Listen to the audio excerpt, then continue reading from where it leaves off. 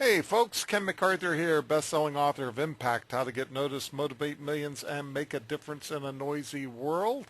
And we've got a great webcast coming up with Joel Comm. Joel Comm has been a brilliant thought leader for at least 18 years of success, and we're going to talk about what some of the things he's done in the past, but also we're going to talk about things that are working right now. And Joel Comm is really a legend around the internet marketing and marketing in general field, and I am just really, really excited. And we're doing something really, really special out in Las Vegas coming up. I'll be taking off for the airport a week from today, and on that Thursday, a week from tomorrow, we will actually be doing a one-day intensive together. And I thought it would be great to share Joel with people who can't be there, and maybe give a preview to people who are going to be there and available to be with us at this special one-day intensive in Las Vegas. I'm really excited about that. I'm excited about jvalertlive.com. We've got a great, great group of people,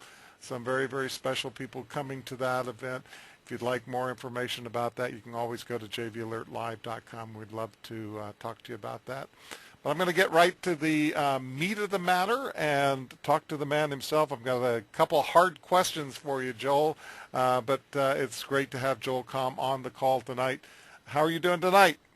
I am excellent, and as far as I'm concerned, there's no question too difficult. You can fire away, my friend. I trust you. Well, I have your best interests at heart, Joel. I really do. I wish nothing but massive, massive success for you and all the things that you got coming up. I know you got a lot of exciting things coming up in your life, and this is just, just like everybody else. This is the start of a new adventure. Every day that we live is the start of a new adventure. And I'm just curious, out of all the things that you've done, and I mean, you've had, top-selling apps. You've had sites that have really taken off. You've been a best-selling author, New York Times best-selling author. You just recently published yet another book, and you've had speaking engagements all over the place. But tell us what the biggest adventure that you ever had out of all of the things that you've done so far. Boy, that's like picking your favorite child. I don't know. I don't know that that's a fair question, but I think the most interesting. I mean, there's been so many adventures, but I think one of the most interesting was the reality show that Yeah. I produced and hosted with my joint venture partner Eric Homeland back in 2007, The Next Internet Millionaire. Yeah. It's just, when you produce a real show with 4 cameras and building your own sets and bringing guests in and teachers, and you've got storyline and contests going on. It's just, it was a 2-week, the actual filming of it was 2 weeks, and that segment of it is just, it's unforgettable. It was so fantastic to produce this show, and I'm not sure if I'd be crazy enough to do it again, but I loved it. I can imagine. I mean, that I remember it at the time, and it was a real happening. It was all over the place. It was exciting. I was tuning into every episode and following the adventures. And actually, I I actually was involved in a little bit of the fallout from that. When one of your contestants decided to go out and produce his own show, probably thinking that it would be a not too difficult undertaking. I get a lot of people in live events who come and think, boy, this is easy. You got to have an event. It's going to be a piece of cake. It's easy to get speakers, and people will just walk in the door, and then suddenly they discover life is not that simple. Maybe not as simple as you might have made it look when you were producing The Next Internet Millionaire. So, what gives you the bravery, to go out there and do things? I mean, did you know from day one, did you have that gut feeling that this was just going to be a success? You were going to be able to do it? You're going to be able to pull it off? Or did you have doubts when you first started out? I think you always have doubts, but obviously your tenacity and sense that you're on to something as an entrepreneur tends to override. I think we always think bigger than the reality, that often presents itself, and you can't imagine why anybody wouldn't want to watch, participate, or otherwise consume your product or your service. And that just, that's what makes you, that's what drives us to do that next thing. So I was very excited about it. It did end up being a lot of work, and even more work for Eric and his team, because we made some mistakes along the way, of course. Some Yeah. behind-the-scenes stuff that has never been really discussed, such as renting an airport hangar and decking out our set in the middle of Yeah. July in northern Colorado, and it was hot. Yeah, not And too temperature cool, huh? no, we had to bring in a high-power fan to cool it off in there because we were all sweating. And, of course, then you have the background noise Yeah. of the fan, which caused all kinds of problems. And then there was this silly notion that we would film all the episodes, and immediately after we were done filming, we would just produce one episode a week. Well, that was a crazy schedule, and the poor editing team was sometimes working around the clock to pull it together. So, yeah, we learned a lot on that one. Well, sometimes you push things, you just push things to the absolute limit, and you are pushed by the fact that that maybe naively we walk into things thinking that they're going to be easy, and then when we have to pull them off, we go beyond the limits that we think ordinarily that we would be able to do. But you've had ideas that have just been, completely off the wall, things that people wouldn't have thought of ordinarily. I remember when I created my first info product, for instance. Most people start off with an ebook or something like that, and I had this huge extravaganza, with the world's largest research survey that was done up to that point, a 6 DVD set of a live case study that I did with Sterling Valentine, all these kinds of things that just got piled on and piled on and piled on. What does it take to move somebody from, the average up to a point where you're attempting something like the next internet millionaire, to think at that higher level, but more importantly, because I hear people all the time coming with grandiose dreams about what they want to do. What makes it go into reality? What makes it actually happen and get done? Well, action. I mean, you can dream all you want, and you could even believe that you can get it done. But until you could say, "Hey, I'm going to Hawaii," and you could even, you could dream about it, and you could say, "Hey, on December 25th, on Christmas Day, I'm going to Hawaii." But unless you pack your bags and buy a ticket and make your reservations, you're not going anywhere. You have to take action. And Yeah. that's, I think, where a lot of people really fall short, is where it comes to actually doing something, taking that step of faith that says, all right, this is crazy, this is nuts, I have no idea what I'm doing, but I'm going to do it anyway. Yeah. And that's where the magic comes. I think you look at any great success story, and that dream was a crazy dream, but Yeah. they did it anyway because there's nobody to tell them you can't. That's right. And I think, maybe sometimes that comes from, the environment that we have. Maybe it comes from our genes. I don't know. I was lucky enough to live in a environment where my parents were always telling me, you can do this, you can do anything you want. So I got a lot of positive reinforcement.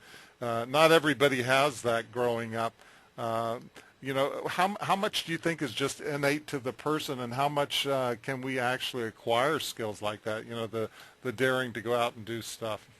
I think sociologists have been researching that for ages, and I've got to say that we are who we are, and there's a lot about our DNA that is prefab. It's part of who we are, and for me, that means I do better when I'm driving the car. Right? Yeah. You don't want me to be the passenger in the car. I'm probably better at it now than I was before, a lot better, Yeah. because I've learned to let go of a lot more. But I'm a driver, and Yeah. drivers drive.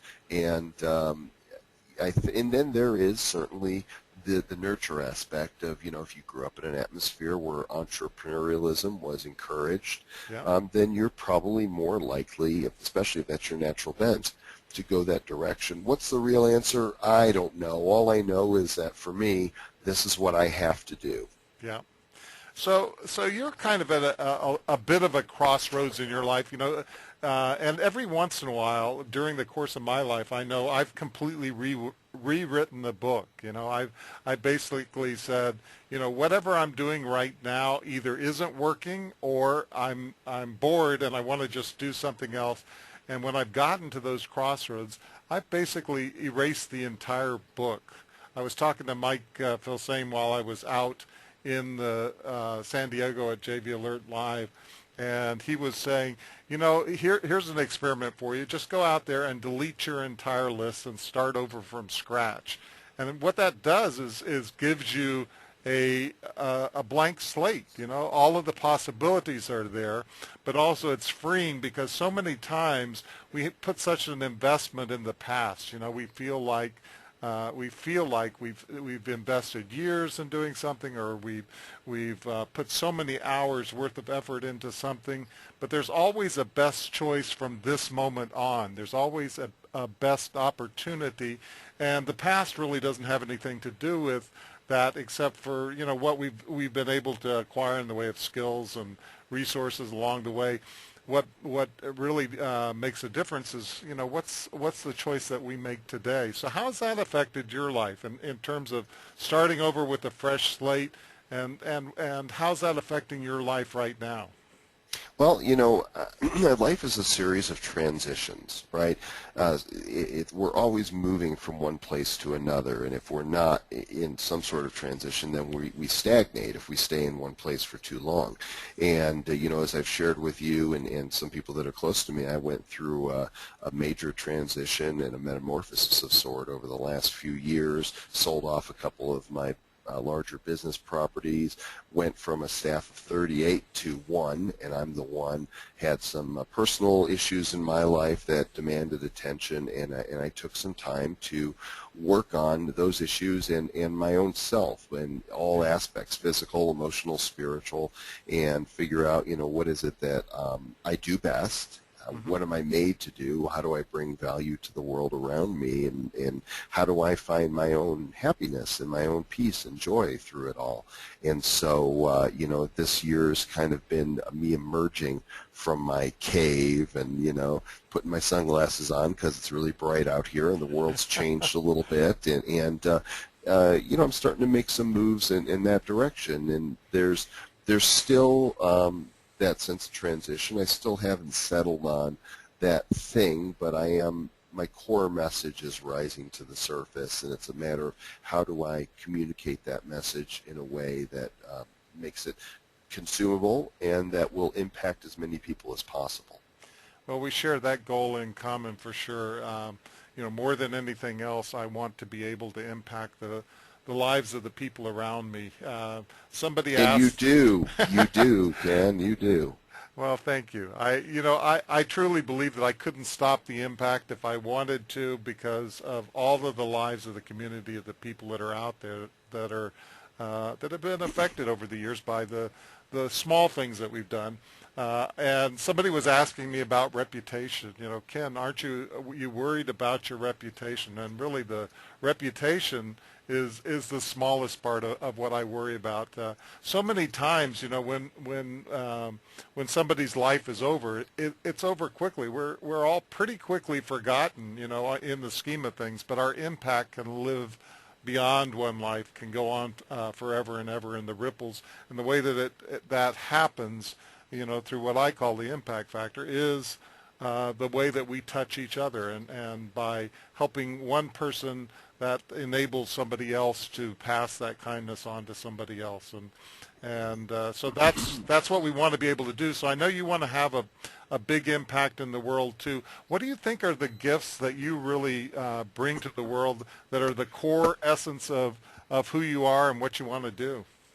Over the years I've done so many different things leveraging technology because I'm kind of a geek and I like playing with toys and computers Yeah. and phones, but I've kind of looked over the different things I've done, and especially when I speak and train on these subjects, whether it's AdSense or affiliate marketing or iPhone applications or social media, there's a theme that is underneath all of these. And it's two parts. One is the gift that God gave me is the ability to make seemingly complex material digestible, understandable, consumable.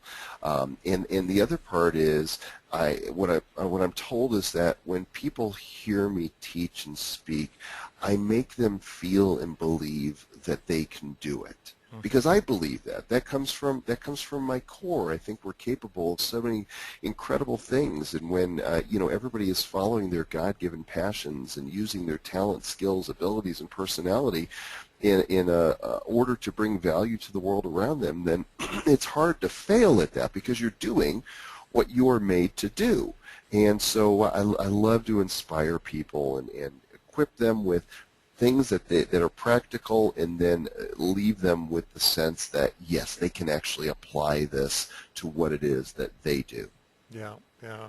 And it was such a joy to watch you at JV Alert Live in San Diego when we were talking in the round group of the circle.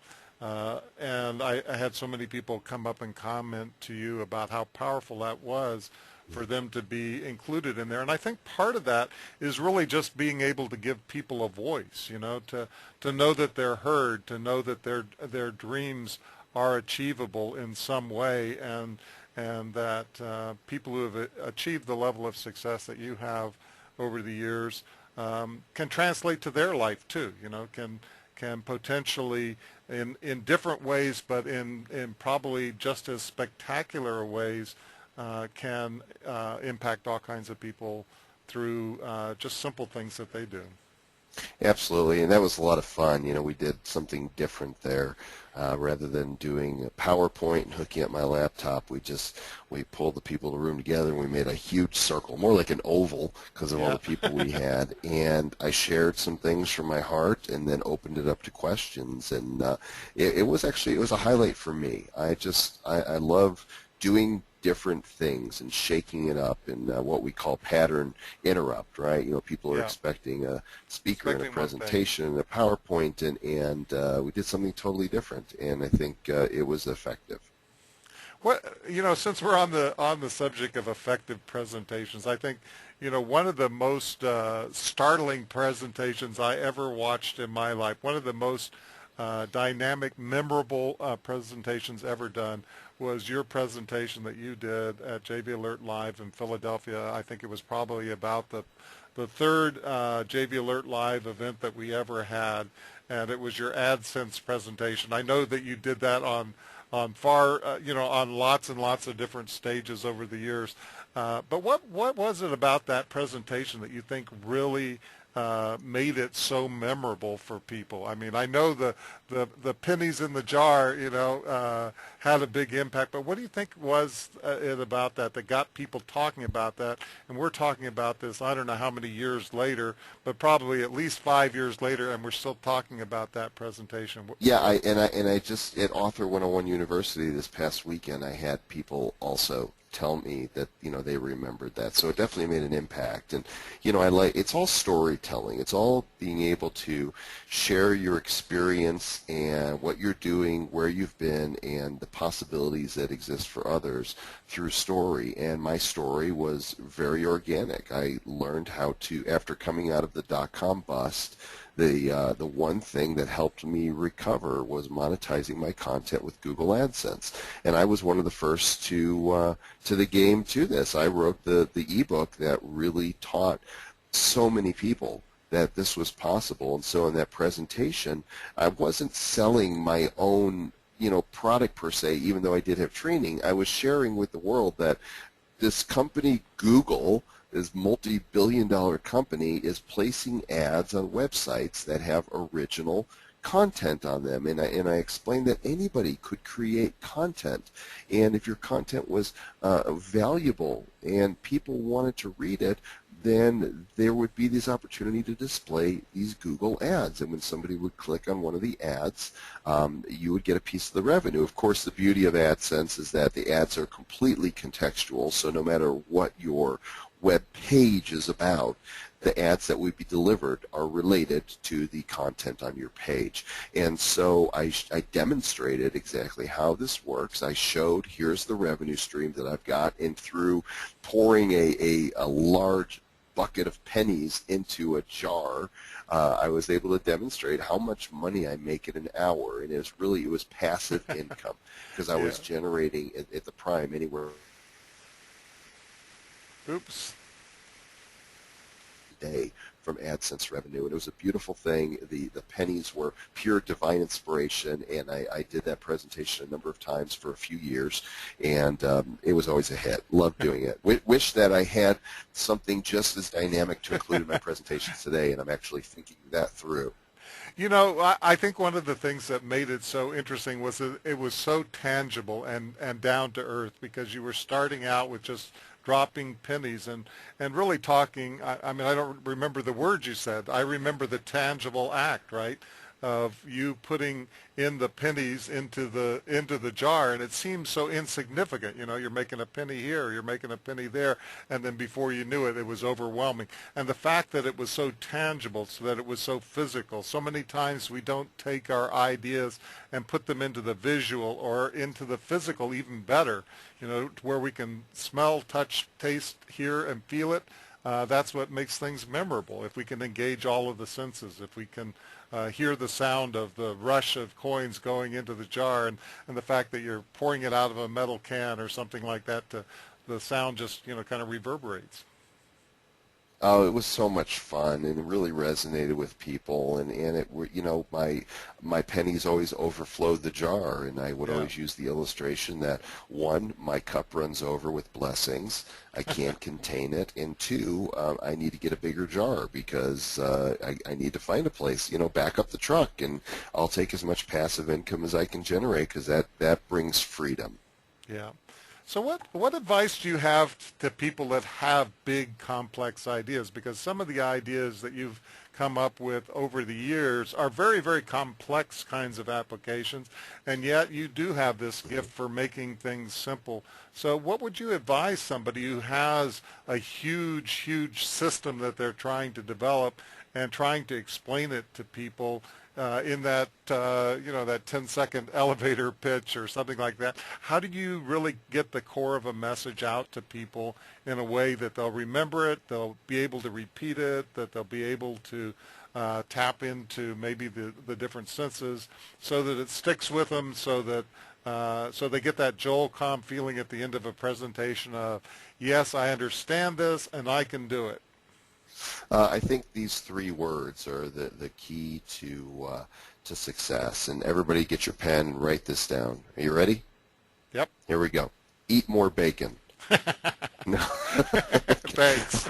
Okay. No, that's actually not it. But that, yeah, people are like writing down eat. And Joel says eat more bacon. Okay, but I'm a vegetarian. It's okay. Eat more bacon. No, you know, I have kind of looked back at some of the things I've done, and I think that a lot of it is, if you've got this idea, if it's like this thing that you know you've got to do, that you just got this burning desire to do it, then you find a way to do it. Yeah, entrepreneurs take risks, and you know, I know the Babe Ruth analogy has been beaten into the ground, but it's still true. The guy struck out more than he got on base, because he always swung for the fences, and you have to be willing. You have to be willing to fail. Yeah. If you're not willing to say, well, screwed that up, cost me a bunch of money and time, and what have I got to show for it? But you know, I failed at it. You have to be willing to do that, and I have multiple times. You know, we talk about the successes that we've had and advertise those. I did this and that and the other, but the truth of the matter is, I can also, you know, I could give a whole presentation on the things I did that failed. Yeah. In fact, that's a brilliant idea right there. I'm glad I thought of that. I think there's actually a product in that yeah. Of my greatest failures and what I learned from them. So, I don't know that there's definitely not a textbook answer to it, Right. but you have to go for it. It's funny that you should mention that and that idea because the best-selling ebook I ever had in my career was actually written by somebody else, but Chuck McCullough actually wrote a book called Affiliate Mistakes, and that was my bestseller as an affiliate was this book called Affiliate Mistakes, and it was filled with nothing but mistakes that affiliates made, because we want to discover the mistakes. We want to be able to avoid those mistakes. And I think your idea for a product is great. I'm going to encourage you to do that. Write that book or get that product out there because I Oh want my to read gosh. Send me an email, would you? Send me a reminder about that. it. Somebody send me a reminder because my notes are all over the place. But I actually do think there's a presentation in Yeah, that.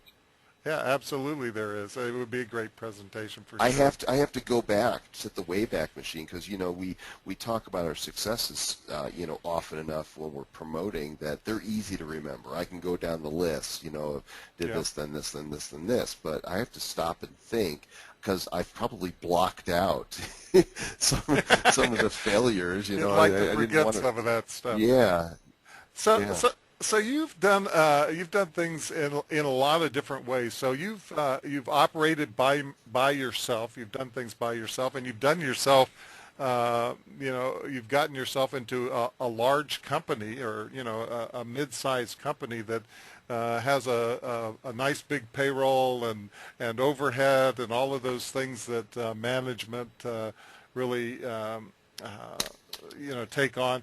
What are your lessons around that in terms of people that are thinking about they're starting out as a solo entrepreneur and they're thinking about growing their business and making it bigger as far as the organization and the people that they work with. What kind of wisdom do you have from your learning experiences of going through that process, running a solid company with some amazing people like Dan Nickerson and stuff like that in it? There had to be some challenges along the way. Oh, yeah, that's probably the understatement of the year. Staff up as you need to, but, if I could go back again, I overstaffed, and part of the problem was I hired somebody to run my company that staffed me up, and I kind of went along with it. I got lazy, and I pulled back and trusted him to do what was in my best interest, and ultimately it wasn't. So I don't regret having the employees I had, but especially some of them are so, incredibly talented, Yeah. really wonderful people, but bad hires can really mess you up. I had one person embezzle from me right under Yeah. my nose, and then I had a bad hire with having somebody run my company and did, left me with quite a mess to Hmm. clean up. So and it does get expensive when you have payroll and medical, insurance and taxes that you have to pay. And so, today I'm back to one employee. I'm him, and I outsource, Yeah. financial stuff and graphic design and web pages and my assistant. And you have to figure out if you're cut out to run up to be the boss of a business, or if you're a more creative entrepreneurial type like me, because the whole office structure, while we did some really cool things, and I don't regret it, I wouldn't do it again like that. Yeah. It's a different skill set, I think, in managing a company. I've often said, I'd love thinking up an idea like Google or something like that, but I certainly wouldn't want to manage that company. That, Yeah, that's I'm a going whole to pass different on that. world. Yeah, Right. exactly right.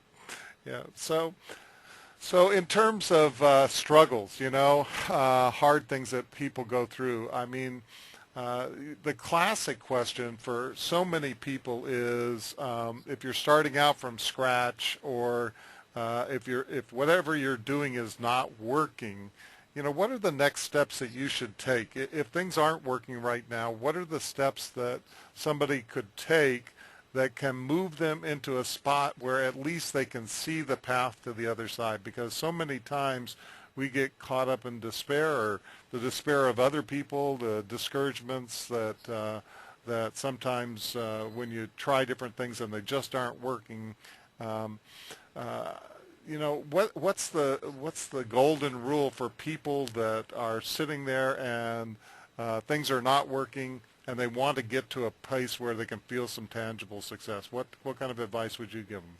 Well, make sure you're operating out of your core to begin with, right? You got to make sure that you're not just chasing a dollar, but that what you're doing is meaningful, that there's a purpose for what you're doing, that Mm, it's coming from a place inside you where it matters. It's not just about making a buck. Anybody can go get a job, and I know jobs are sometimes challenging to find, but they're out there. You know, if you're going to be an entrepreneur, it better come from a place that's real inside of you. Otherwise, people are going to sense it, and you're not going to pursue it wholeheartedly, and you're going to give up. You also need to know that when you're working on something, if what you're working on it just isn't working for some reason. There's times to push through, and there's times to give up, and there's nothing wrong. You know, I just tweeted the other day that I failed many times in my business, but I succeeded when I quit paying for it. mm. Now that's When you, interesting. when you're done paying for your mistakes, then you're no longer a failure. As long as you continue to fail, then you're still paying along the way. And there are times to give up. You know, one of my most expensive failures, I built a mobile marketing platform years ago, before most people even begin to dabble in mobile marketing, and it was before its time, and I did Yeah. a terrible job of marketing it, and because I was distracted by other projects, I didn't lend it my all, and I tried to then sell the service, which cost me over six figures to build, Mm, and when that didn't happen, I just closed it down. yeah. I said, I quit this. I don't quit being an entrepreneur. I don't quit being in business. I don't quit, trying to create and do the next thing, but I quit this. And the moment I stopped paying for it, I became a success. Yeah. And isn't that a relief when you get to that point where you make that decision and you say, guess what? This part of my life is now officially over, and I'm going to move on to something new and fresh. Yeah, there is. It's bittersweet, especially in the Yeah. beginning, because it's like like any loss. There's grief. There's a sense of maybe self-condemnation because I failed at it for a time and it really, never lived up to the vision of what it could have been. There's the money put into it that you'll never get back, the time, the man hours, and you just have to let it go. And I'm pretty good at letting things like that go because there's always hope for something new and something else, and Yeah. it hasn't stopped me at all from pursuing that next thing. Yeah. Yeah. Well, there's some great people on the call tonight. I saw that the one and only Frank Sousa joined us, so I'm Wow. always Hi, happy Frank. always happy to see him. And Brian Johnson is here on the call, and I know that he's going to be there with us in Las Vegas. So I'm looking forward to that. Mel Yeah, he's a rock Hardman, star.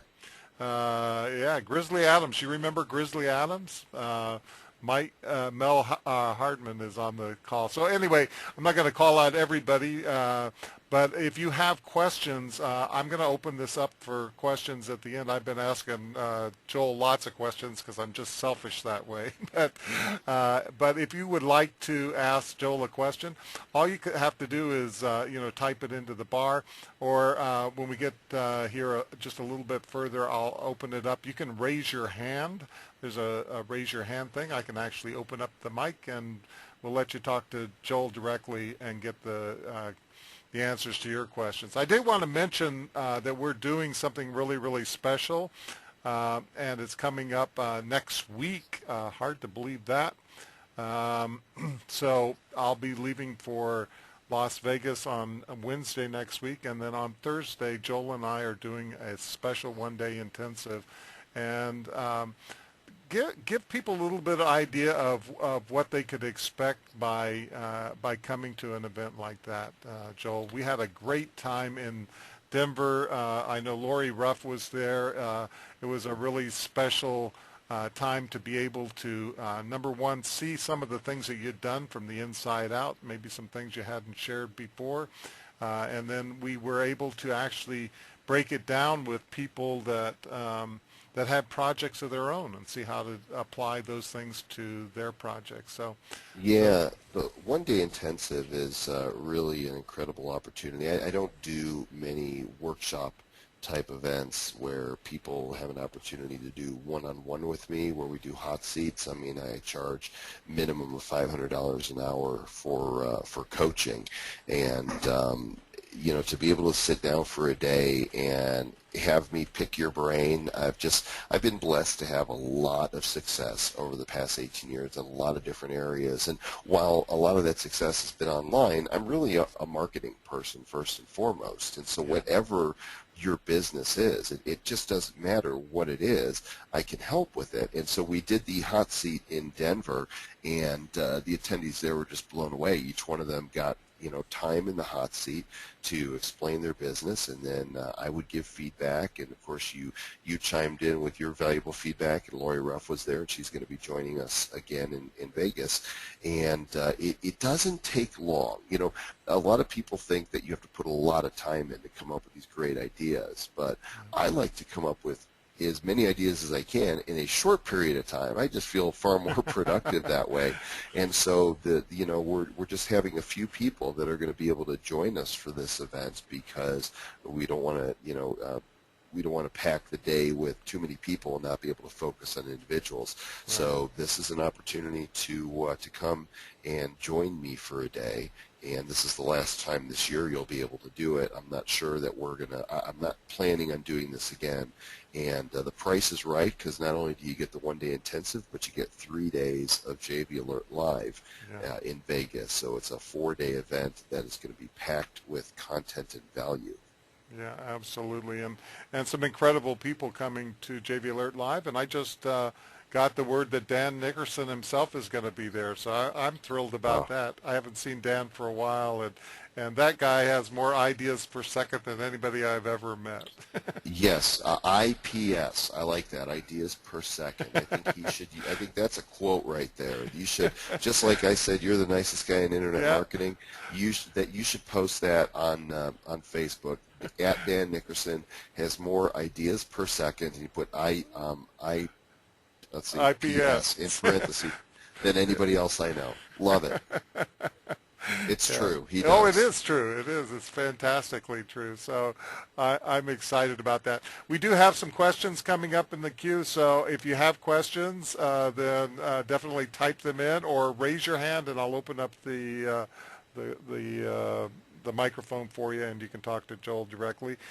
Frank Sousa has a question for you, Joel. It says, Joel, do you have any ideas about how to focus on one thing at a time? So many times it's bright, shiny object syndrome, and it's easy to go from thing to thing to thing. I know that I have that problem lots of times. So how do you focus on one thing at a time? I don't. I'm a bad person to ask that question. Now, if you ask me how do I focus on one thing at a time, in the moment, I'm really good at getting tasks done.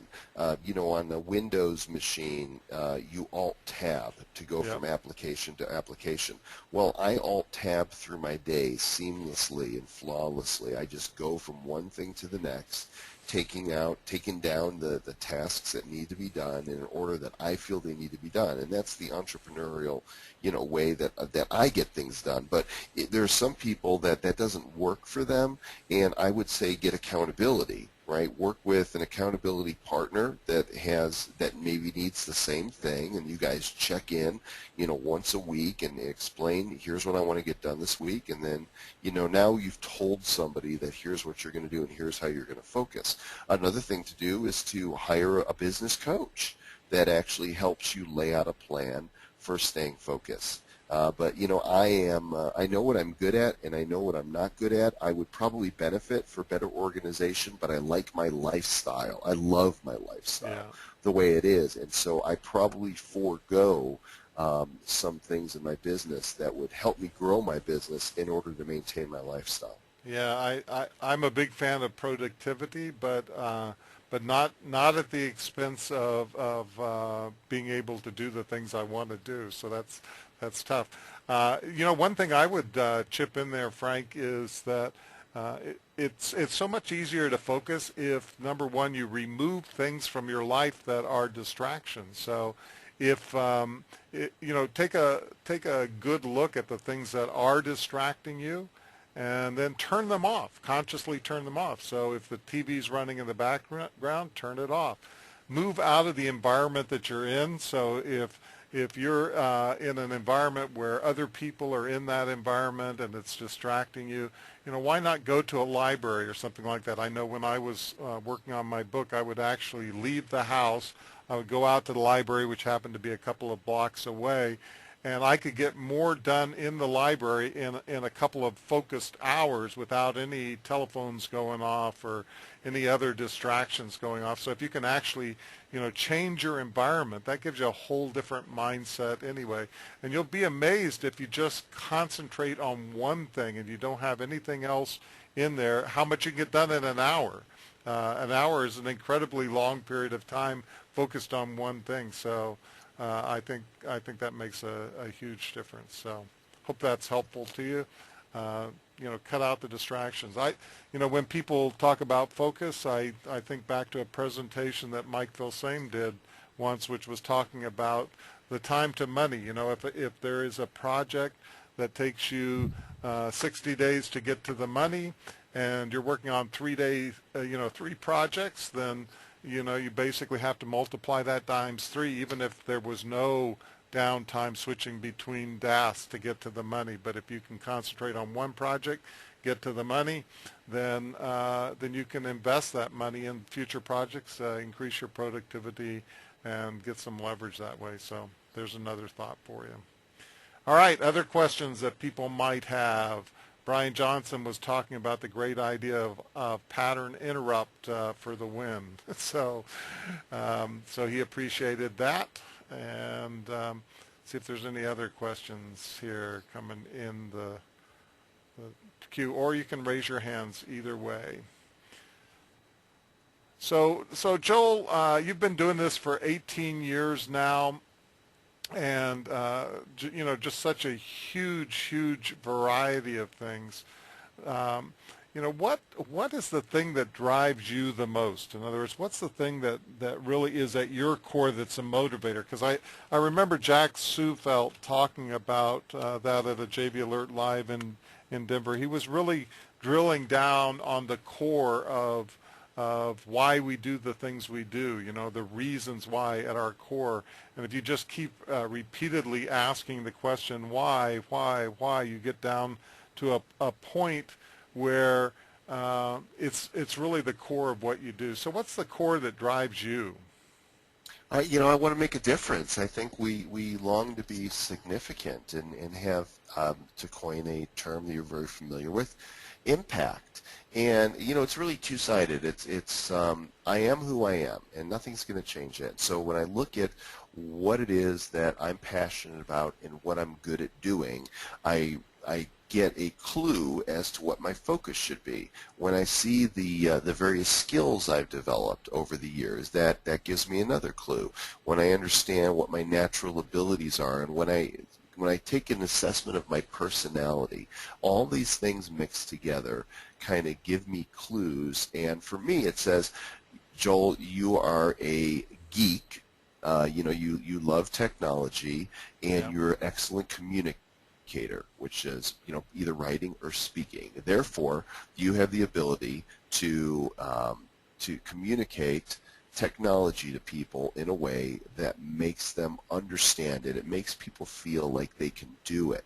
And the part of me that wants to really make an impact is, no matter what layer of technology or strategy I'm using, underneath it all, the goal is to inspire people to not only make seemingly complex subject matter digestible and understandable, but for people to believe that they can pursue that as well.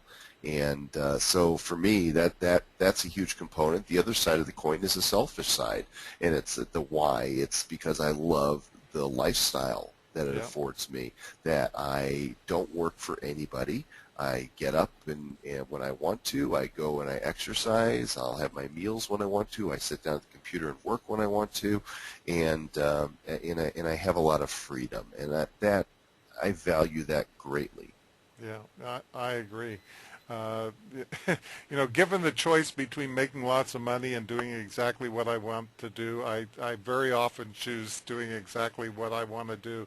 And I love security and I love freedom just as much as anybody else. And if I can have security and freedom and do the things I want to do, then that's a huge factor for me. Brian Johnson is asking, it says, question, price point for products. So I'm assuming that Brian is asking about, how do you go about setting a price point?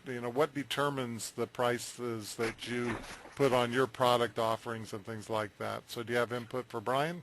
I think it really depends upon what the market will bear a lot of times. When I first came out with my AdSense ebook, I was the first one to market with that content, and it was very valuable. I was demonstrating how I was making over $500 a day in passive income, and I had this, the first edition was 67-page book, and because I had proof of what I was doing myself and others could tap into this, I sold that 66-page ebook for $77.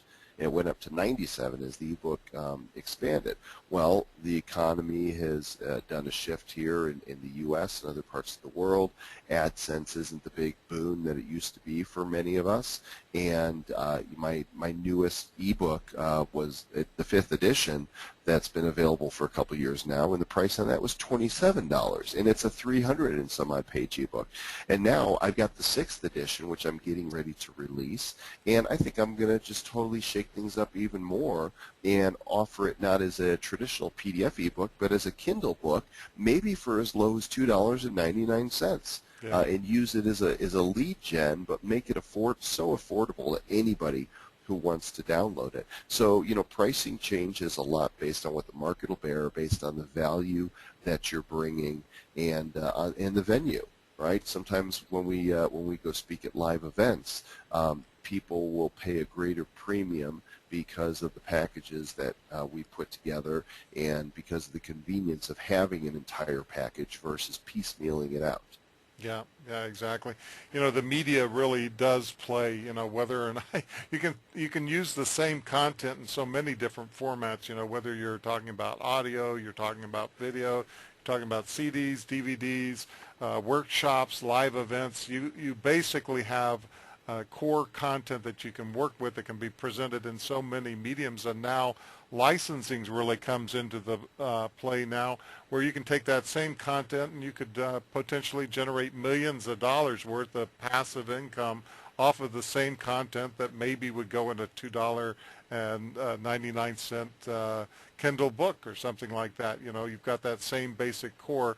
A lot of it's in the presentation, the transmittal of the value. I say all sales are based on two things, trust and value. So if you can trust that somebody's really delivering the goods for you, and if you can see the value in what people have, then price is really dependent on you, the feeling that you have in terms of the immediacy and the intimacy of the relationship that you're building.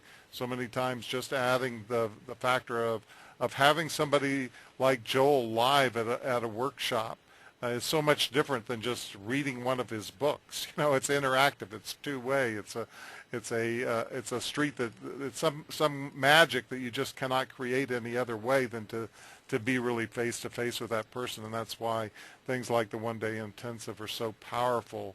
And luckily, the price points are not that astronomical No, to not make at it all. happen. It's So it's incredibly reasonable, and I'll tell anybody who wants to come join us, you have my personal guarantee that you will be blown away. You will more than get your money's worth, and I will help you with your business. So, yeah, there's people who are listening right now that are at that place where they know they need that direction, and they know they need something, but they might not even know what it is.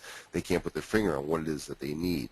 My job is to help you uncover that so that when you leave that day, you have clear direction and you know what that next step is, and that is invaluable. and then also just the communication value.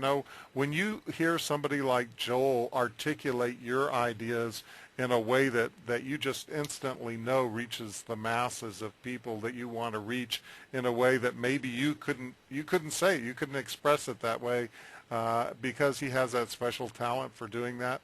That can be priceless, because if you can get your ideas, products, and services out to an audience that it has real value for, and communicate in a way that's simple yet profound, that value, then that's going to have an impact on your bottom line for sure. So definitely would encourage you to be there if you possibly can. You can go to onedayintensive.com, joelcomm.htm, or what's the address that you have that makes it easier, Joel? I've forgotten. It's onedaywithjoel.com. OnedayWithJoel.com. It'll take you to the same page either way. But definitely get in there if you possibly can. It's going to be an amazing time together. Joel has just got a huge track record of proven results. We're going to meet in the morning about 9 o'clock, and we'll run straight through till about 4 o'clock, and then we'll get together for the networking dinner the night in the evening with the people that are coming to JV Alert Live. JV Alert Live is going to be incredible. We've got people like Brian Johnson, who happens to be on the call. He's going to wow you. I know that you did a webcast with Brian and just kind of blew some things out of the water while we were there. He's going to be at JV Alert Live. Shahar and Nashla Boyan are going to be there. Richard Weiler's going to be there. Robert Imbriali's going to be there. Of course, Joel's going to be there. I'm going to be there. Kellen Flukiger is going to be there. Lori Ruff is going to be there. Jill Lubin's going to be there. And Stephen Memmel is coming back. So those are all amazing speakers. It's a great family, and it's going to be a small enough event that you're going to have time to spend with all of those people. So we want to encourage you to get there if you possibly can, if you're anywhere near the area and can do that. You know, this is one of the last 3 JV Alert Live events that are ever going to happen, and so we want to make them really special for you.